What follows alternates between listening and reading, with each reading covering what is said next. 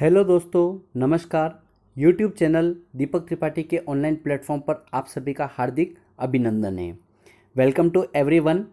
जैसे कि आप सभी को पता है कि कल मैंने यूट्यूब चैनल पर अपना भारतीय इतिहास का पहला वीडियो अपलोड किया था, जिसमें मैंने आप सभी को भारतीय इतिहास विषय का एक परिचय दिया था। और उसमें हमने जाना था कि इतिहास क्या होता है, इतिहास का प्रादुर्भाव कैसे हुआ था, इतिहास के जनक कौन कहलाए थे और वैज्ञानिक दृष्टिकोण से इतिहास के जनक कौन कहलाते हैं। इतिहास के हमने प्रमुख भाग पढ़े थे, जैसे प्रागैतिहासिक काल पढ़ा था, आद्य ऐतिहासिक काल और ऐतिहासिक काल का हमने वर्णन किया था। इसी के साथ में हमने ये भी जाना था कि ऐतिहासिक काल को 3 भागों में विभक्त किया गया है। नंबर 1 हमने बात करी थी, प्राचीन इतिहास की बात करी थी। नंबर 2 हमने बात करी थी मध्यकालीन इतिहास की। और नंबर 3 हमने बात करी थी आधुनिक इतिहास की। तो देखिए, ये जो 3 जो सेक्शन बताए गए, कौन कौन से, प्राचीन, मध्य और आधुनिक। हम जो आज जो अपना वीडियो स्टार्ट करेंगे वो मध्यकालीन से करेंगे, क्योंकि परीक्षा में जो सर्वाधिक प्रश्न पूछे जाते हैं वो आते हैं या तो आधुनिक से आते हैं या मध्यकालीन से आते हैं। ठीक है, तो मध्यकालीन इतिहास से मैं आप लोगों का भारतीय इतिहास चैप्टर शुरू कर रहा हूँ और एक एक पॉइंट टू पॉइंट मैं आप लोगों को एक एक शब्द अच्छे से समझाने का प्रयास करूँगा और इस तरीके से समझाऊंगा कि आपके हर वीडियो से एक क्वेश्चन आपका 100% कंप्लीट हो ही सके। तो आइए चर्चा करते हैं सबसे पहले मध्यकालीन भारतीय इतिहास के बारे में। और मध्यकालीन भारतीय इतिहास की जानकारी हमें कहाँ से प्राप्त होती है, इसके लिए हमने एक टॉपिक बनाया है, इतिहास के प्रमुख स्रोत। स्रोत का मतलब होता है जानकारी, यानी कि जो जानकारी हमें प्राप्त हो रही है उसका प्रमाण क्या है, वो जानकारी का मुख्य रूप से उद्गम कहाँ से हुआ है। तो उस जानकारी के बाद उस स्रोत के बारे में पढ़ना काफ़ी इंपॉर्टेंट है और परीक्षाओं में स्रोतों से प्रश्न हमेशा पूछे जाते हैं। कई बार सिलेबस की पहली लाइन ही होती है कि इतिहास के प्रमुख स्रोत बताएं। ठीक, यानी कि इतिहास के प्रमुख स्रोत हमको पढ़ने होते हैं, जिसमें हमें सिक्कों के बारे में पढ़ना होता है, शिलालेखों के बारे में पढ़ना होता है या हमें पुस्तकों के बारे में पढ़ना होता है। तो भारतीय इतिहास के जो स्रोत हमको मिले वो सर्वाधिक हमें पुस्तकों के माध्यम से मिले हैं। ठीक है, पुस्तकों में लिखी हुई बातों को हमने प्रमाण मान लिया और हमने ये साबित कर दिया है कि हाँ ऐसा ही हुआ था, इसीलिए हमने उस शब्द को इतिहास का शब्द या इतिहास का नाम दे दिया है। तो देखिए, हम बात करते हैं प्रमुख स्रोत। कोई भी जानकारी हमें मिलती है वो 2 रूपों में मिलती है। नंबर 1 बात करते हैं हम साहित्यिक स्रोत में मिलती है और नंबर दूसरी हम बात करते हैं उसे पुरातात्विक स्रोत के माध्यम से प्राप्त करते हैं।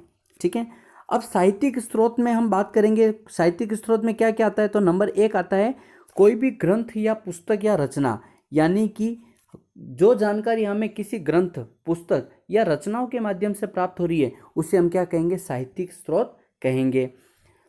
जो जानकारी हमें किसी आत्मकथा, आत्मकथा का मतलब ये होता है खुद के द्वारा लिखी गई, जैसे मैं बोलता हूँ कि मैंने अपने ही जीवन के बारे में कोई पुस्तक लिखी, तो मैं उसे क्या कहूँगा, ये मेरी आत्मकथा है। ठीक है, तो उसे क्या कहेंगे, वो भी एक प्रकार का साहित्यिक स्रोत की श्रेणी में आता है। और मैं बोलूँगा यात्रा वृत्तांत। यात्रा वृत्तांत का मतलब क्या होता है, ध्यान से सुनिएगा। देखिए, आज के समय में एक स्थान से दूसरे स्थान पर जाने के लिए कई प्रकार के साधन हैं। बाइक है, कार है, ट्रेन है, हवाई जहाज है। हर जितनी दूरी है उतनी दूरी के लिए हमारे पास में अलग अलग साधन है। उस समय क्या होता था, या तो लोग पैदल यात्रा करते थे या फिर मतलब पशुओं को साधन बनाकर यात्रा करते थे, जैसे ऊंट गाड़ी पर बैठकर एक स्थान से दूसरे स्थान पर चले गए। तो ऐसी यात्रा करते समय काफ़ी समय लगता था, मतलब बहुत दूरी बहुत होती थी तो काफ़ी ज़्यादा समय लगता था। तो उस समय के लोग क्या करते थे कि यात्रा के समय अपनी कुछ मतलब बातें लिखते थे, रचनाएं लिखते थे, कविताएं लिखते थे, कहानियां लिखते थे या किसी के बारे में कोई वर्णन करते थे। उन कहानियों को या उन रचनाओं को क्या कहा गया, यात्रा वृत्तांत कहा गया है।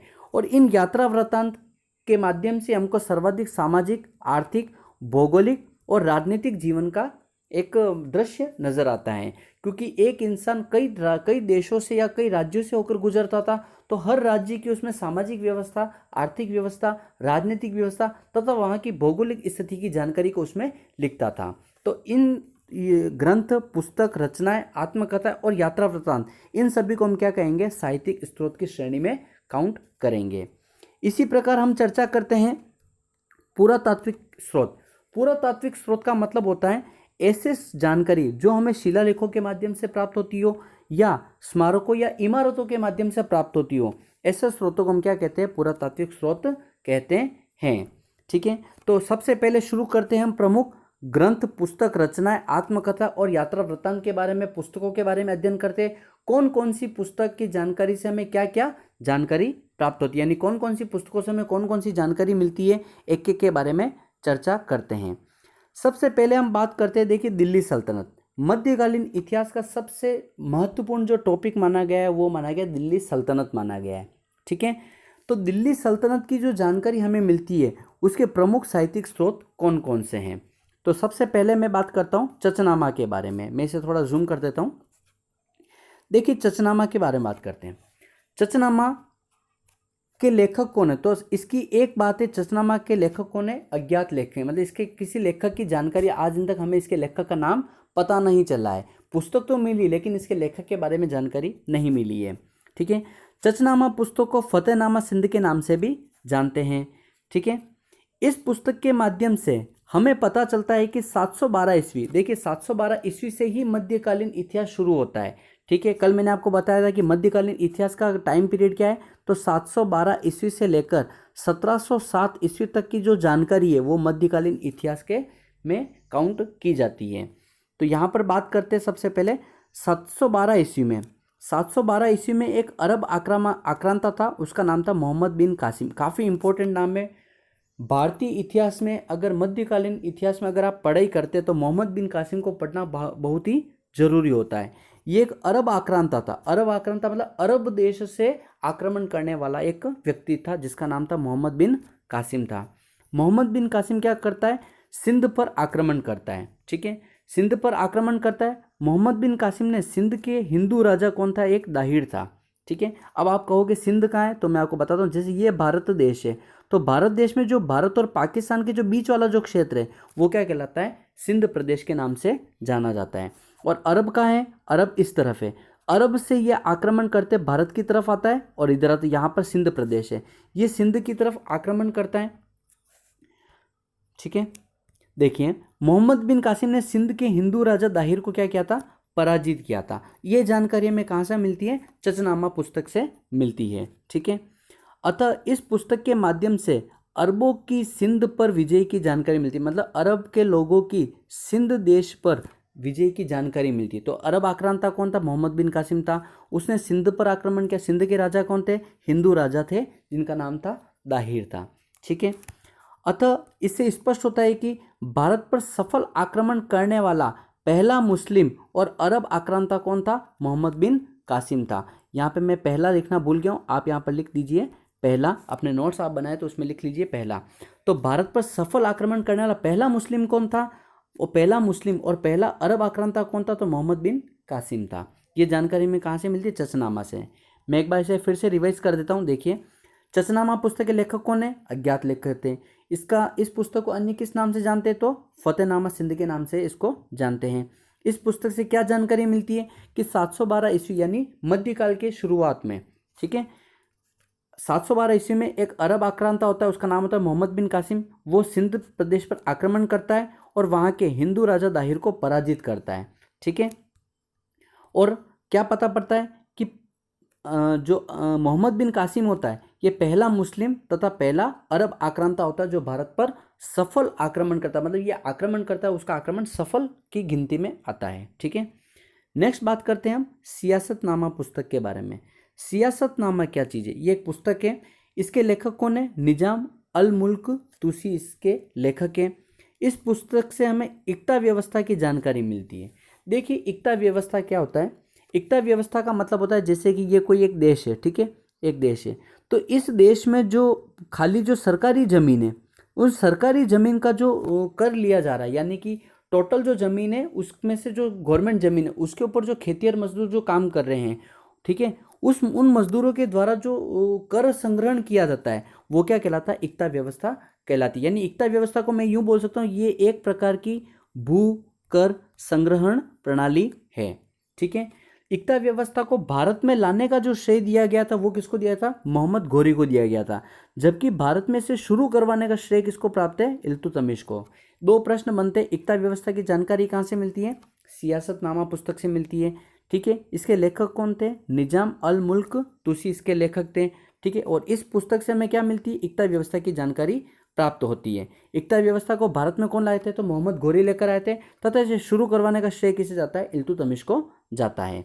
नेक्स्ट बात करते हैं, पुस्तक का नाम है ताज उल मासिर पुस्तक। ताज उल मासिर पुस्तक के लेखक कौन है? हसन निजामी थे। ठीक है। इसे दिल्ली सल्तनत का पहला सरकारी संकलन कहा गया है। मतलब दिल्ली सल्तनत के समय में जो भी सरकारी पत्र निकलते थे, सरकारी पत्र या सरकारी आदेश जारी होते थे, उनको एक पुस्तक में संग्रहण करने का काम किसने किया था? हसन निजामी ने किया था। और हसन निजामी कुतुबुद्दीन ऐबक के समय एक प्रमुख विद्वान हुए थे। ठीक है ना। नेक्स्ट बात करते हैं हम किताब उल हिंद की बात करते हैं। किताब उल हिंद, इसको तहकीकी ए हिंद या भारत की खोज के नाम से भी जानते हैं। काफ़ी इंपॉर्टेंट पुस्तक है। ठीक है। अब तक कई बार परीक्षाओं में पूछा जा चुका है। किताब उल हिंद के लेखक कौन है? तो इसके लेखक कौन है? अल बरूनी थे। इस पुस्तक को किस नाम जानते हैं? एक तो इस पुस्तक को जानते हैं हम तहकीकी हिंद के नाम से जानते हैं, और दूसरा हम जानते हैं भारत की खोज के नाम से इसको जानते हैं। इसके लेखक अल बरूनी थे। अल बरूनी कौन था? तो ये मोहम्मद गजनवी के साथ में भारत आया था। ठीक है। अब आप बोलोगे कि मोहम्मद गजनवी कौन था? तो इसके बारे में आगे चर्चा करेंगे जब हम बात करेंगे भारत में मुस्लिम और भारत में तुर्की आक्रमण के बारे में बात करेंगे।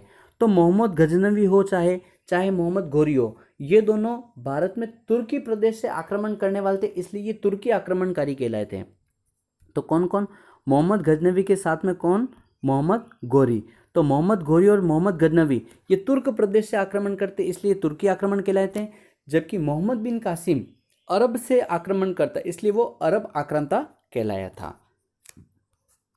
नेक्स्ट बात करते हैं अल बरूनी। अल बरूनी ऐसे पहले व्यक्ति है तथा ऐसे पहले मुसलमान है जिन्होंने पुराण और संस्कृत का अध्ययन किया था। ठीक है। तो पुराण और संस्कृत का अध्ययन करने वाले पहले मुसलमान व्यक्ति कौन है? तो अल बरूनी हैं। नेक्स्ट बात करते हैं, अल बरूनी ने ये जो पुस्तक लिखी है वो कौन सी भाषा में लिखी थी? अरबी भाषा में लिखी है, तथा इसका जो हिंदी अनुवाद किया है वो किसने किया था? रजनीकांत शर्मा ने किया था। तो बात करेंगे तहकीकी हिंद या भारत की खोज, इस पुस्तक का हिंदी में अनुवाद किसने किया था? तो रजनीकांत शर्मा ने किया था। ठीक है। नेक्स्ट बात करते हैं कि भारत की खोज जो या तहकीकी हिंद जो पुस्तक है, इससे हमें क्या मिलता है? 11वीं सदी के भारत के राजनीतिक, सामाजिक और आर्थिक दशाओं के साथ साथ भौगोलिक दशाओं की भी जानकारी मिलती है। काफ़ी महत्वपूर्ण है। अब एक चीज़ यहाँ पे आएगी कि 11वीं सदी का मतलब क्या है? 11वीं सदी का मतलब ये होता है कि सन 1001 से लेकर, ठीक है, आगे का जो समय कहलाएगा वो क्या कहलाएगा? 11वीं सदी कहलाएगा। आगे बात सन में, तो इससे आगे का जो समय जो 1100 मतलब 1100 तक हो जाएगा। ठीक, 1100 तक हो जाएगा। 1001 से लेके 1100 के मध्य का जो समय वो 11वीं सदी कहलाएगा। जैसे मैं बात करता हूँ वर्तमान में क्या चल रहा है? 2020 चल रहा है। ठीक है। शुरू कब हुआ था? 2000 से हुआ था, और ख़त्म कब होगा? 2100। यानी कि ये 2020 है वो कौन सी सदी का है? 21वीं सदी का भाग है। तो वर्तमान में हम 21वीं सदी में जी रहे हैं, इसलिए 21वीं सदी। और उस समय ये पुस्तक कब लिखी गई थी? 11वीं सदी के दौरान लिखी गई थी। यानी सन 1001 से लेकर सन 1100 के मध्य का जो समय वो क्या कहलाया? 11वीं सदी कहलाता है। नेक्स्ट बात करते हैं हम तारीख ए मुबारक शाही के बारे में। इस पुस्तक के लेखक कौन थे? याह्या बिन अहमद सर हिंदी थे। इस पुस्तक से सैयद वंश के शासक मुबारक शाह की जानकारी मिलती है। ज़्यादा इंपॉर्टेंट नहीं है, सीधा पुस्तक और उसके लेखक का नाम आपको याद रखना है। ठीक है, कि याह्या बिन अहमद सर हिंदी ने कौन सी पुस्तक लिखी थी? तो तारीख ए मुबारक शाही लिखी थी। और इससे किसके बारे में पता था? मुबारक शाह के बारे में पता चलता है। तो मुबारक से मुबारक नाम पता चल रहा है, आपको याद करने में ज़्यादा दिक्कत नहीं होगी। नेक्स्ट बात करते हैं शहनामा। शहनामा पुस्तक के लेखक कौन है? फिरदौसी थे। कौन सी भाषा में? फारसी भाषा में लिखी गई है। इससे हमें मोहम्मद गजनवी की जानकारी मिलती है। तो मोहम्मद गजनवी की जानकारी कौन सी पुस्तक से मिलती है? शाहनामा से मिलती है। और शाहनामा पुस्तक के लेखक कौन थे? फिरदौसी थे। इन्होंने कौन सी भाषा में लिखी है? फारसी भाषा में लिखी है। सभी चीज़ें एक दूसरे से कनेक्टेड है। ऐसे एक बार पढ़े, उसको फिर बाद में दोहराएं और तीसरी बार उसको नोट डाउन कर लें। इसको आपको एक बार में आपको अच्छे से याद हो जाएगा। नेक्स्ट बात करेंगे हम तबकात ए नासिरी के बारे में। तबकात ए नासिरी क्या चीज़ है? ये भी एक पुस्तक है। इसके लेखक कौन थे? मिनाज उस सिराज इसके लेखक हैं। कौन सी भाषा में लिखी है? फारसी भाषा में लिखी गई है। यह पुस्तक गुलाम वंश के नसीरुद्दीन मोहम्मद को समर्पित है। अब देखिए नसीरुद्दीन मोहम्मद को समर्पित क्यों, इसके बारे में सुनिएगा। नसीरुद्दीन मोहम्मद दिल्ली सल्तनत पे राज करने वाले गुलाम वंश के एक सुल्तान होते हैं, ठीक है। नसीरुद्दीन मोहम्मद ने अपना जीवन बहुत ही मतलब सादे तरीके से बिताते, मतलब बहुत ही आम आदमी की तरह जीवन बिताते। ये सुल्तान होकर भी टोपी सिलते थे तथा कुरान पढ़ने का काम करते थे, ठीक है ना। तो नसीरुद्दीन मोहम्मद एक बहुत ही दिल्ली सल्तनत में जो एक आदर्श सुल्तान की बात की गई है वो किसको कहेंगे हम, नसीरुद्दीन मोहम्मद को कहेंगे। क्यों कहेंगे, क्योंकि एक आदर्श जीवन बिताते थे, साथ ही में टोपी सिलकर अपना जीवन व्यतीत करते, मतलब सरकारी खजाने से अपना जीवन व्यतीत नहीं करते थे, ये खुद टोपी सिलकर उनको बेचते थे और उससे जो पैसा आता था उससे अपना घर चलाते थे, अपने राज को उसमें भी डोनेट करते थे, ठीक है। और तीसरी बात ये खुद कुरान पढ़ते थे, ठीक है। इस पुस्तक से हमें मोहम्मद गोरी की भारत पर विजय की जानकारी मिलती है। तो तबकात नासिरी से महत्वपूर्ण जानकारी क्या मिलती है, मोहम्मद गोरी। मोहम्मद गोरी कौन था, एक तुर्की आक्रमणकारी था, ठीक है। और इसके लेखक कौन थे, मिन्हाज उस सिराज थे, फारसी भाषा में लिखी गई है और नसीरुद्दीन मोहम्मद को समर्पित पुस्तक है। यानी इसमें सबसे ज़्यादा जो बातें कही गई है वो नसीरुद्दीन मोहम्मद के बारे में बताई गई है, जो दिल्ली सल्तनत के राजा हुए थे, बलबन से पहले राज किया था इन्होंने। नेक्स्ट बात करते हैं हम रेहला नामक पुस्तक के बारे में। देखिए रेहला एक यात्रा वृत्तांत है, मतलब यात्रा करते समय लिखी गई पुस्तक क्या कहलाती है, यात्रा वृत्तांत कहलाती है, ठीक है। क्या नाम है, रेहला है। इसे अफ्रीकी के मोरक्को का एक यात्री था इब्न बतूता ने इसको लिखा है, ठीक है। तो इब्न बतूता कहाँ से था, मोरक्को का था, जो कहाँ पे आता है, अफ्रीका में आता है, और एक प्रकार की यात्रा वृत्तांत है। इस पुस्तक से दिल्ली सल्तनत कालीन की डाक व्यवस्था की जानकारी पता पड़ती है। यानी कि डाक व्यवस्था यानी एक संदेश दूसरे स्थान तक पहुंचाने की जो व्यवस्था होती है वो डाक व्यवस्था कहलाती है। इस पुस्तक में मुख्य रूप से डाक व्यवस्था के बारे में वर्णन किया है। कौन सी पुस्तक में, रेहला नामक पुस्तक में। इसे अरबी भाषा में लिखा गया है, ठीक है। और मोहम्मद तुगलक जो होते हैं, ठीक है, वो इब्न बतूता को दूत बनाकर कहाँ पर भेजते, चीन भेजते। कई बार परीक्षा में प्रश्न पूछा गया है कि मोहम्मद बिन तुगलक ने किस यात्री को चीन भेजा था, तो अफ्रीकी यात्री इब्न बतूता को चीन भेजा था, अपना दूत बनाकर भेजा था। नेक्स्ट बात करते हैं हम किताब उल यामिनी के बारे में। किताब उल यामिनी के लेखक कौन है, तो उत्बी नामक एक विद्वान थे जिन्होंने पुस्तक लिखी थी किताब उल यामिनी, ठीक है। और ये उत्बी कौन थे, मोहम्मद जो गजनवी थे उनके एक सचिव थे, सचिव के रूप में इन्होंने कार्य किया था। यानी ये भी कहाँ से आए थे, तुर्क से आए थे, ठीक है। नेक्स्ट बारे में बात करेंगे गुलरुखी। गुलरुखी पुस्तक किसने लिखी है, तो देखिए गुलरुखी क्या चीज़ है, सिकंदर लोदी को जो बचपन का जो नाम था वो गुलरुखी नाम था। सिकंदर लोदी का बचपन का नाम क्या था, गुलरुखी। तो सिकंदर लोदी को गुलरुखी के नाम से भी जानते थे। तो सिकंदर लोदी गुलरुखी नाम से फारसी भाषा में कविताएं लिखते थे, इसलिए उनकी कविताओं का संग्रह क्या कहलाता है, गुलरुखी। परीक्षा में प्रश्न पूछा गया सिकंदर लोदी की कविताओं का संग्रह किस नाम से जाना जाता है, तो उसे गुलरुखी के नाम से जानते हैं। नेक्स्ट बात करेंगे कुछ प्रमुख पुस्तकें और हैं। देखिए ये पुस्तकें देखिए ज़्यादा महत्वपूर्ण नहीं है, इसके आप सिर्फ लेखक और नाम का ध्यान रख लीजिए। जो महत्वपूर्ण पुस्तकें थी वो 10 पुस्तकें महत्वपूर्ण है। नाम है फतुहात ए फिरोज शाही। तो देखिए इसमें किसके बारे में, फिरोज शाही के बारे में बताया गया है। तो फिरोज शाही तुगलक की क्या एक प्रकार की आत्मकथा, यानी इसको लिखा किसने है, फिरोज शाही तुगलक ने स्वयं ने इसको अपने बारे में लिखा है। फुतू उस सलातीन क्या होता है, तो फुतू सलातीन भी एक प्रकार की पुस्तक है, इसे लिखा किसने, अब्दुल्ला मलिक इसामी ने लिखा है, ठीक है। नेक्स्ट बात करेंगे हम इंशा ए माहरू। इंशा ए माहरू किसने लिखा है, इसे एनुअल मुल्क नामक व्यक्ति ने लिखा है, जो अलाउद्दीन खिलजी ने, देखिए इसको वापस में बताता हूँ। इंशा ए माहरू एक पुस्तक का नाम है, इसे लिखा किसने, एनुअल मुल्क नामक एक व्यक्ति ने लिखा है, जिसमें ये क्या करता है, अलाउद्दीन खिलजी से लेकर फिरोज शाह तुगलक तक के समय की जो राज की जो पत्र है उन सभी का संकलन करके एक पुस्तक लिखी है, उसे क्या नाम दिया गया, इंशा ए माहरू का नाम दिया गया है, ठीक है। आइए आगे चर्चा करते हैं।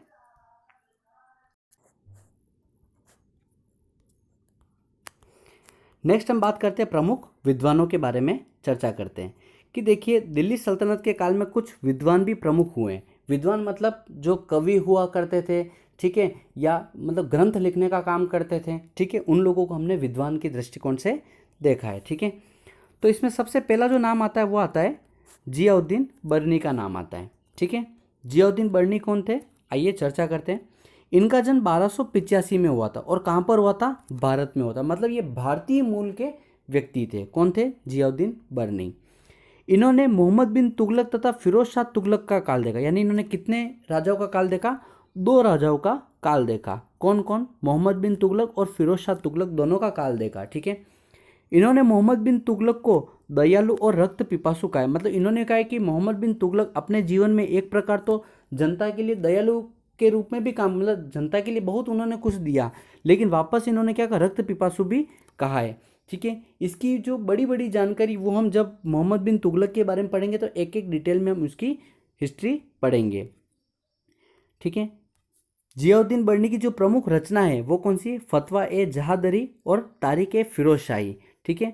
तारीख ए फिरोज शाही की प्रमुख घटना क्या है? इसे लिखा तो जियाउद्दीन बर्नी ने स्वयं था, परंतु इसे जो पूरा किया था वो शम्स ए सिराज हाफिज ने इसे पूरा किया था। यानी कि जब ये लिख रहे थे तब इनकी मृत्यु हो गई थी। उसके बाद में इसका जो संपूर्ण जो बाकी का जो शेष भाग था वो शम्स ए सिराज हाफिज ने इसको लिखा था। क्लियर। नेक्स्ट बात करते हैं हम अमीर खुसरो की बात करते हैं।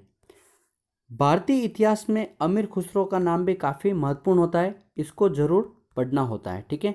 अमीर खुसरो से प्रश्न बनने की संभावना काफ़ी ज़्यादा होती है, क्योंकि ये बहुत महान विद्वान व्यक्ति थे जिन्होंने एक नहीं कई सारी किताबें लिखी, कई सारे ग्रंथ लिखे, साथ ही में इन्होंने कई सारे आविष्कार भी किए थे इन्होंने। ठीक है। तो आइए इनके बारे में चर्चा करते हैं।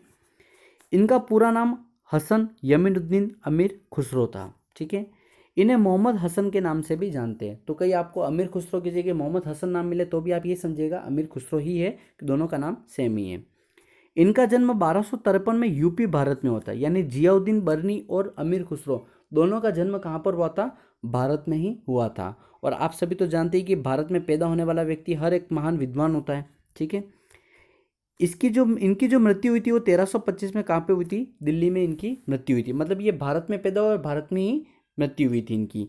अब देखिए इनकी जो मृत्यु थी इसमें सबसे बड़ा एक पॉइंट ऑफ व्यू, इन्होंने अपना गुरु माना था निजामुद्दीन औलिया को, जो सूफी संत थे।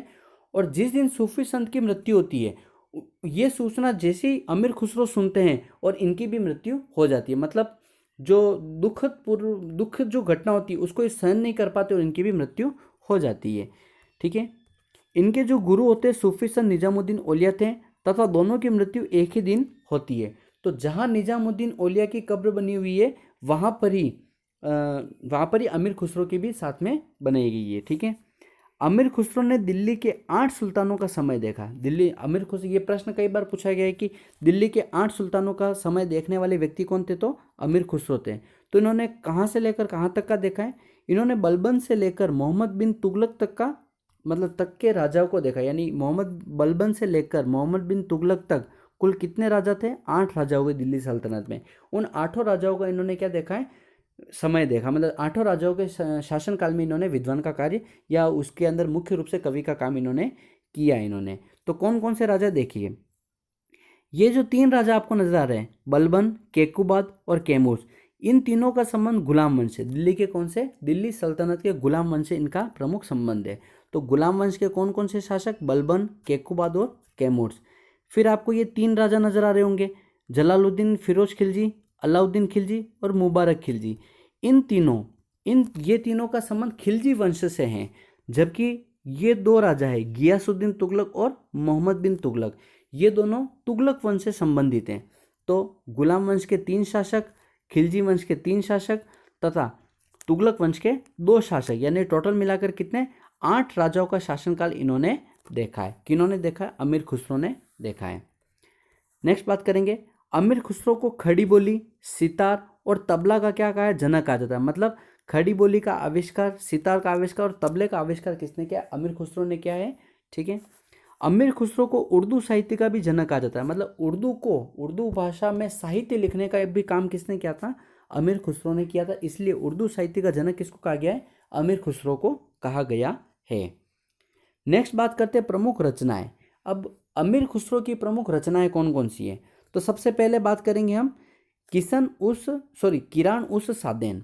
किरान उस सादेन ये पुस्तक किसने लिखी? अमीर खुसरो ने लिखी है। ठीक है। किरान उस सादेन किसने लिखी? अमीर खुसरो की एक पहली पुस्तक है। मतलब अमीर खुसरो ने जब पहला जो ग्रंथ लिखा या पहली पुस्तक लिखी है उसका नाम क्या था? किरान उस सादेन। नेक्स्ट बात करते हैं हम आशिका की। आशिका भी एक पुस्तक का नाम है जो देवल रानी और अलाउद्दीन खिलजी के पुत्र होते खिज्र खां, इन दोनों की प्रेम कहानी पर आधारित है। उन्होंने नाम दिया है आशिका। नूह सिपिहर मुबारक शाह खिलजी का वर्णन है। मुबारक शाह खिलजी कौन होता है? अलाउद्दीन खिलजी का जो पुत्र है मुबारक शाह खिलजी, ठीक है, उसी के बारे में लिखी गई पुस्तक है, ठीक है। मुबारक शाह खिलजी के राज्य के बारे में इन्होंने वर्णन किया है, नूह सिपिहर के माध्यम से किया है। और लास्ट में इन्होंने लिखी थी एक दो और लिखी थी, तारीख अलई, जिसे खजैन उल फतह भी कहा गया है। इसमें अलाउद्दीन खिलजी की जो सैन्य अभियान है, अलाउद्दीन खिलजी ने मतलब जहाँ जहाँ अपने साम्राज्य का विस्तार किया और जिन जिन क्षेत्रों को जीता था, उसे तारीख अलई या खजैन उल फतह पुस्तक में इसको संग्रहण किया है। नेक्स्ट बात करते हैं हम तुगलकनामा में। तुगलकनामा क्या था? तो अमीर खुसरो का यह अंतिम ग्रंथ है और इसमें गयासुद्दीन तुगलक तक का वर्णन किया गया है। देखिए अब आपको यहाँ पर एक चीज़ नजर आएगी, इन्होंने जो अंतिम शासन देखा वो मोहम्मद बिन तुगलक तक का इन्होंने पूरा मतलब काल देखा। इन्होंने अंतिम राजा का, इन्होंने अमीर खुसरो ने 8 राजाओं का काल देखा। अंतिम राजा कौन थे? तो मोहम्मद बिन तुगलक थे। लेकिन ये मोहम्मद बिन तुगलक तक की जानकारी नहीं देते, ये कहाँ तक की जानकारी देते हैं? गयासुद्दीन तुगलक तक का वर्णन करके रखते और फिर इनकी मृत्यु हो जाती है। और अंतिम बात करते हैं हम इसके अंदर, अमीर खुसरो को क्या कहा गया है? तूतिया हिंद के नाम से या तोता हिंद के नाम से भी इनको उपाधि दी गई है, या तुर्क अल्लाह के नाम से भी इनको उपाधियाँ दी गई है। तो अमीर खुसरो की प्रमुख उपाधियाँ कौन सी हैं? तूतिया हिंद, जिसे तोता हिंद भी कहते हैं, और तुर्क अल्लाह। निजामुद्दीन औलिया जो इनके गुरु थे अमीर खुसरो के, उन्होंने इसको तुर्क अल्लाह की उपाधि प्रदान करी है। तो आज का वीडियो यहीं पर समाप्त करेंगे। आज के वीडियो में देखिए हमने मुख्य रूप से जो भारतीय इतिहास के बारे में चर्चा करी, और भारतीय इतिहास में हमने ये जाना कि मध्यकालीन इतिहास के प्रमुख स्रोत कौन कौन से हैं। मैं एक बार फिर से आपको रिवाइज करवाने का प्रयास करता हूँ, ठीक है। आशा करता हूँ आप इसको 2-3 बार जब पढ़ेंगे तो आपको ये चीज़ें अच्छे से याद हो जाएगी, ठीक है। तो सबसे पहले हमने बात करी थी चचनामा। चचनामा में हमने क्या पता किया था कि एक मोहम्मद बिन कासिम एक व्यक्ति होता है जो 712 ईस्वी में अरब से सिंध पर आक्रमण करता है, और इससे हमें यह पता चलता है कि भारत पर सफल आक्रमण करने वाला पहला मुस्लिम अरब आक्रांता कौन था? मोहम्मद बिन कासिम था। फिर हमने बात करी थी सियासतनामा। इससे हमें इक्ता व्यवस्था की जानकारी मिलती है, जो एक प्रकार की भू संग्रहण कर प्रणाली है।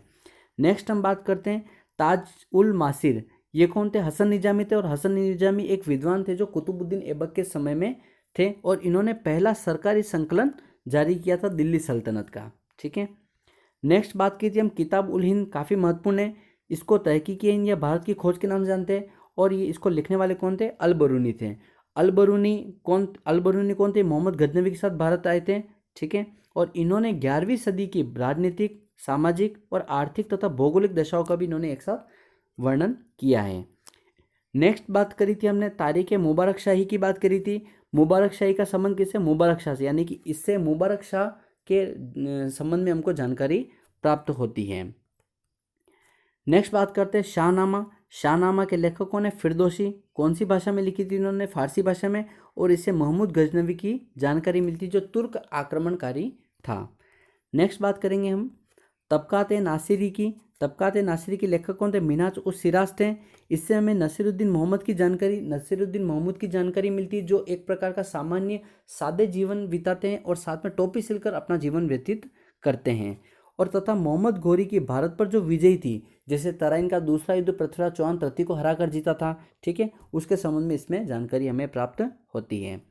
नेक्स्ट बात करेंगे हम रेहला के बारे में बात करेंगे। रेहला क्या एक प्रकार का यात्री वृत्तांत है, जिसे इब्न बतूता ने लिखा है, और मोहम्मद तुगलक इब्न बतूता को दूत बनाकर कहाँ भेजता है? चीन भेजता है। और इस पुस्तक के माध्यम से हमें दिल्ली सल्तनत के डाक व्यवस्था की जानकारी प्राप्त होती है।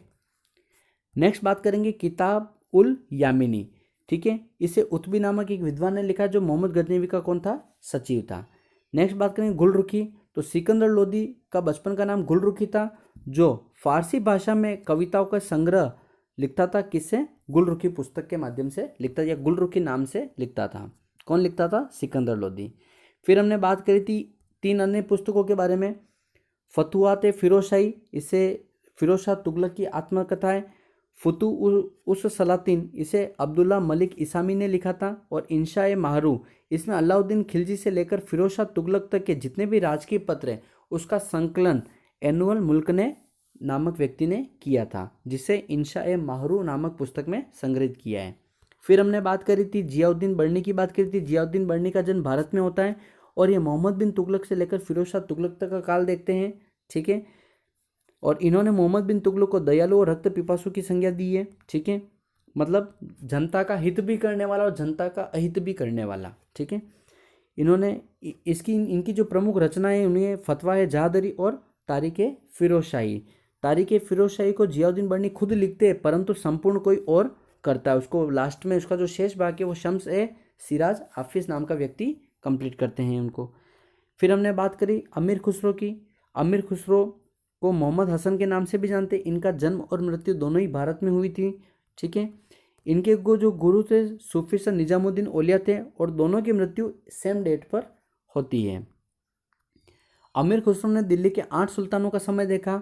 गुलाम वंश के 3 शासक, खिलजी वंश के 3 शासक तथा तुगलक वंश के 2 शासक देखते हैं, जिसमें ये जो अपनी किताब में जो वर्णन करते हैं वो गयासुद्दीन तुगलक तक का वर्णन करते हैं, मोहम्मद बिन तुगलक का वर्णन नहीं करते, क्योंकि उनके कार्यकाल में इनकी मृत्यु हो जाती है। अमीर खुसरो को खड़ी बोली, सितार और तबला का जनक भी कहा जाता है। अमीर खुसरो को उर्दू साहित्य का जनक भी कहा गया है।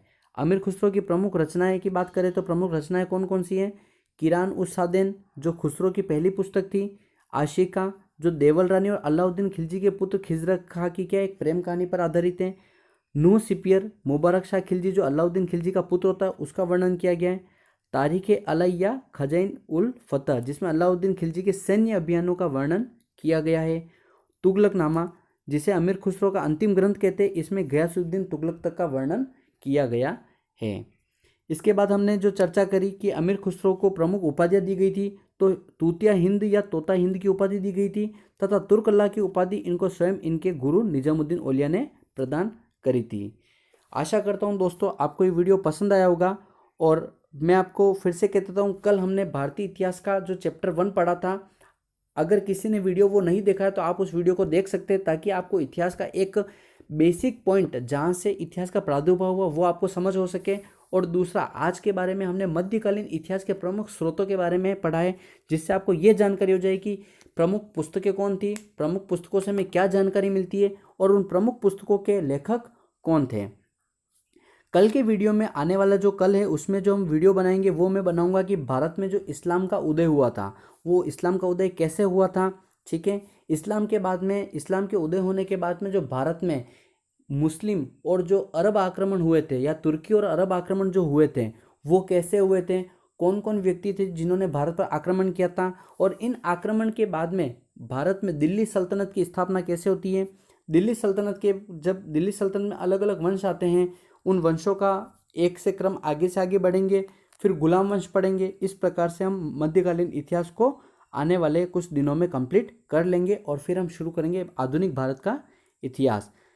आप सभी का जो कल मुझे प्यार मिला, आप लोगों ने जैसे वीडियो को सब्सक्राइब किए, वीडियो को शेयर किए और वीडियो को देखा, मैं आप सभी का दिल से आभार व्यक्त करता हूं मैं। और आशा करता हूं कि आज भी आप इस वीडियो को उसी प्यार एवं स्नेह से देखेंगे, शेयर भी करेंगे और सब्सक्राइब भी करेंगे। आपको मेरे वीडियो पसंद आते हैं तो आप अपनी प्रतिक्रियाएं दीजिए। जिनको मेरे वीडियो पसंद नहीं है तो आप भी मुझे प्रतिक्रिया दीजिए, ताकि मैं अपने वीडियो में कुछ सुधार कर सकूं। देखिए, गलती मुझसे भी हो सकती है।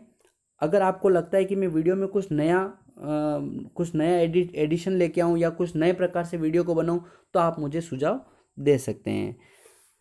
धन्यवाद।